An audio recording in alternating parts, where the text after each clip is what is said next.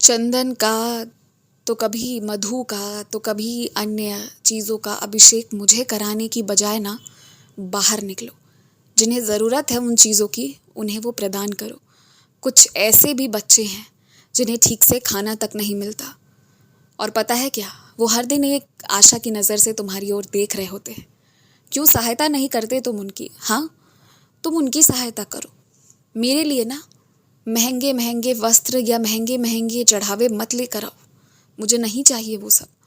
मेरे पास सब कुछ है, मैंने ही तुम्हें दिया है, और मैंने वो तुम्हें इसलिए दिया है ताकि तुम उसे अपने प्रयोग में भी ला सको, और जिन लोगों के पास नहीं है उसे प्रदान करने की कोशिश करो।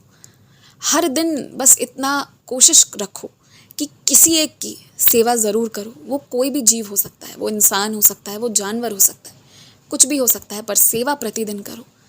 सेवा करते जाओ। मैं तुम्हें इतना सक्षम बनाऊंगा कि तुम हज़ारों लाखों की सेवा कर पाओ। और सुनो, बात बात पर लड़ाई नहीं की जाती है। कुछ बातों को शांति से बैठकर भी सुलझाया जा सकता है। वैसे तो गलती तुम्हारी तरफ से नहीं है, लेकिन फिर भी तुम्हारे कहने के तरीके से कभी कभी दूसरों को बुरा लग जाता है।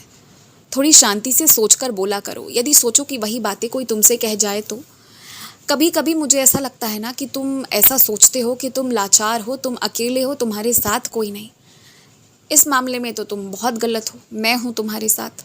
और साथ ही साथ ना सोचो कि जो तुमने दूसरों को कहा है, यदि वही बात वो तुम्हें कह दे तो कैसा लगेगा। ये सोचते हुए आज से अपने शब्दों पर नियंत्रण लेकर आना। और बाकी ना तुम चिंता मत करो। एक एक सच आएगा, सबके सामने आएगा, लेकिन तुम उसके इंतज़ार में रुको मत। तुम अपनी ज़िंदगी को आगे बढ़ाते रहो। अगर दिल से इतनी इच्छा हो किसी को तोहफे दे देने की तो दे दो। उसमें सोचने वाली कोई बड़ी बात नहीं है। अब सामने वाले स्वीकार करते हैं या अस्वीकार करते हैं, ये तो देते वक्त की बात होगी ना। पर यदि तुम्हारी कोई इच्छा है तो दे दो। और एक बात कहूँ तुमसे, बहुत दिनों से तुम्हारा कुछ खाने का मन हो रहा है, लेकिन तुम वो खा नहीं रहे, तो उस लिए तुम देरी क्यों कर रहे हो?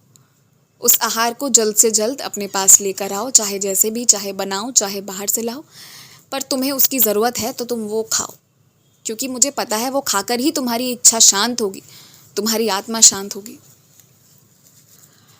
और अब जब तुम हकीकत में सामने आकर अब काम कर रहे हो, अब संभाल रहे हो ना, तो अब तुम्हें समझ में आएगा कि कुछ लोग खुद गलती करके भूल जाते हैं और दूसरों पर इल्ज़ाम लगाते हैं, और तुम इस कारण परेशान होते थे। इसलिए मैंने वो सारे काम तुम्हें सौंप दिए हैं जिससे कि किसी को भी परेशानी ना हो। और अब मुझे विश्वास है कि तुम उन कार्यों को अच्छे से करोगे। हमेशा खुश रहो।